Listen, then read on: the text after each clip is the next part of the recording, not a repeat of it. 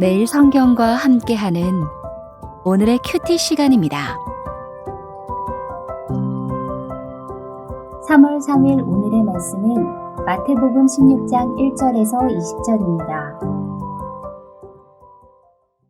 바리새인과 사두개인들이 와서 예수를 시험하여 하늘로부터 오는 표적 보이기를 청하니 예수께서 대답하여 이르시되 너희가 저녁에 하늘이 붉으면 날이 좋겠다 하고 아침에 하늘이 붉고 흐리면 오늘은 날이 굳겠다 하나니 너희가 날씨는 분별할 줄 알면서 시대의 표적은 분별할 수 없느냐. 악하고 음란한 세대가 표적을 구하나 요나의 표적밖에는 보여줄 표적이 없느니라 하시고 그들을 떠나가시니라. 제자들이 건너편으로 갈새 떡 가져가기를 잊었더니 예수께서 이르시되 삼가 바리새인과 사두개인들의 누룩을 주의하라 하시니 제자들이 서로 논의하여 이르되 우리가 떡을 가져오지 아니하였도다 하거든. 예수께서 아시고 이르시되 믿음이 작은 자들아 어찌 떡이 없으므로 서로 논의하느냐. 너희가 아직도 깨닫지 못하느냐. 떡 5개로 5,000명을 먹이고 주운 것이 몇 바구니며 떡 7개로 4,000명을 먹이고 주운 것이 몇 광주리였는지를 기억하지 못하느냐. 어찌 내 말한 것이 떡의 관함이 아닌 줄을 깨닫지 못하느냐. 오직 바리새인과 사두개인들의 누룩을 주의하라 하시니 그제서야 제자들이 떡의 누룩이 아니오 바리새인과 사두개인들의 교훈을 삼가라고 말씀하신 줄을 깨달으니라. 예수께서 빌립보 가이사랴 지방에 이르러 제자들에게 물어 이르시되 사람들이 인자를 누구라 하느냐. 이르되 더러는 세례 요한, 더러는 엘리야, 어떤 이는 예레미야나 선지자 중에 하나라 하나이다. 이르시되 너희는 나를 누구라 하느냐. 시몬 베드로가 대답하여 이르되 주는 그리스도시요 살아계신 하나님의 아들이시니이다. 예수께서 대답하여 이르시되 바요나 시몬아 내가 복이 있도다.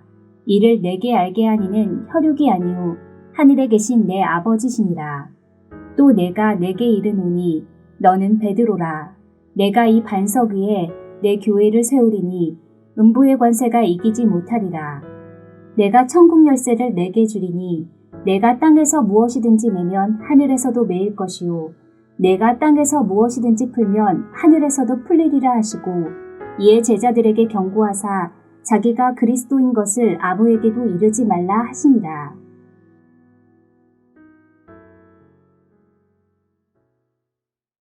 오늘 본문은 평소에 앙숙 관계로 있던 바리새인과 사두개인들이 예수님께로 와서 시험하는 장면이 나오고 있습니다.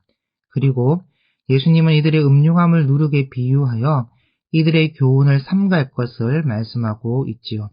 그런 가운데 진리의 말씀으로 가르치시는 예수님을 주는 그리스도시요 살아계신 하나님의 아들이라고 고백하는 장면이 나옵니다. 당시에 예수님이 보이신 기적은 마치 교회 종소리처럼 울려 퍼졌고 수많은 사람들이 모여와 그 기적을 보증하였습니다. 그때 종교적으로 기득권을 쥐고 있었던 바리새인과 사두개인들이 이날에는 한편이 되어서 예수님을 시험하고자 찾아왔고 예수님께 하늘로부터 오는 표적을 구하였습니다. 바리새인들은 보수적이고 나름 경건주의를 추구했던 부류라면 사두개인들은 제사장 계열로 정치적이며 영혼도 천사도 부활도 영생도 관심 없고 오직 이 땅에서의 성공만 추구하는 세속적인 부류였습니다. 그래서 평소에는 견원지간으로 앙숙 중에 앙숙이었는데 예수님이라는 공적이 나타나니까 힘을 합하여 친구가 되는 것을 볼 수 있습니다. 그래서 이 둘이 예수님께 표적을 구했는데 예수님께서 거기에 응할 리가 없지요.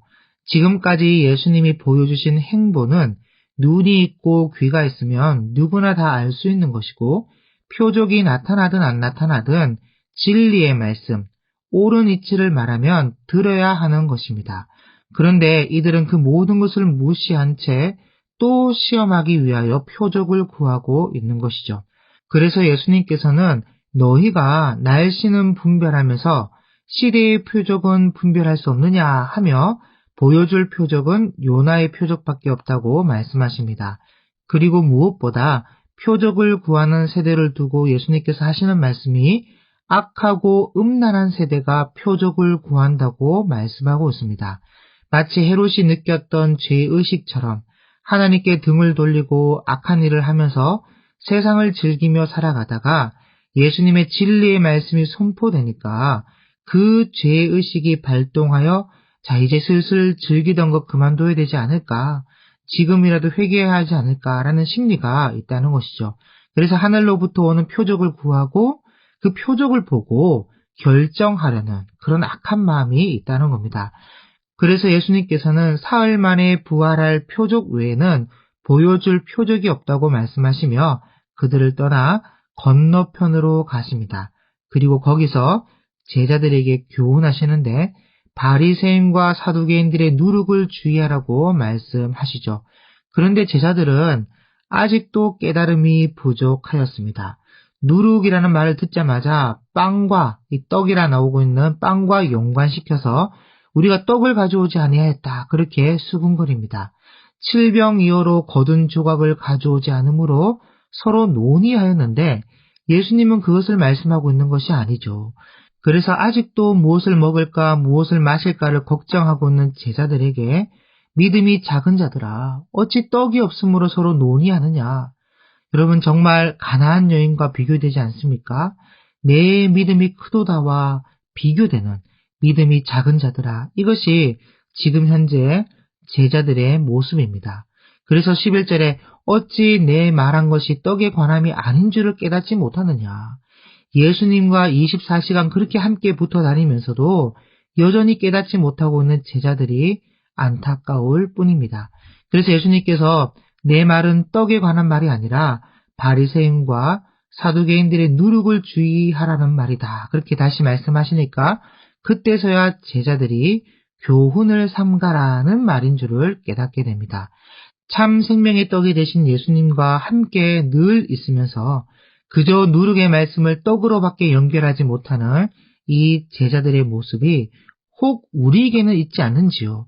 우리를 깨우치기 위하여 주시는 매일 성경을 그저 내 가치관과 내 세계관으로만 묵상하고 있지는 않는지 우리는 돌아볼 필요가 있다는 것입니다. 그래서 예수님께서도 13절에 보면 제자들과 돌아볼 시간을 갖기 위해 빌립보 가이사라 지방으로 가는 장면이 나옵니다. 이때가 공생애가 끝나가는 시점이고 이때까지 늘 함께한 제자들에게 예수님께서 꼭 묻고 싶은 것이 있어서 떠난 어떻게 보면 졸업 여행과 같은 시간을 가진 것이죠.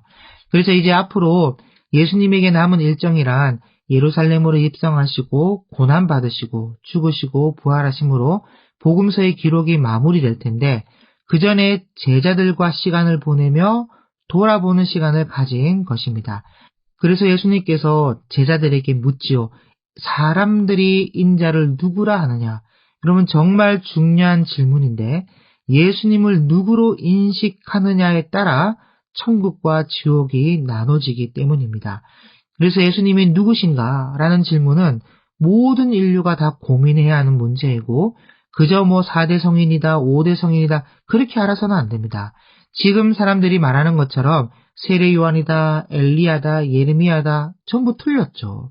세례 요한이라고 하면 똑같이 회개하라고 말씀하니까 세례 요한이라고 말하는 것이고 엘리야는 많은 능력이 나타나니까 엘리야라 그러는 것이고 예레미야는 예수님도 자주 우셨거든요. 그러니까 전부 진리를 파악하기보단 보여지고 있는 현상만 보고 제대로 알지를 못했습니다. 그래서 예수님께서는 다시 묻는데 사람들이야 그렇다 치고 가장 중요한 너희는 나를 누구라 하느냐.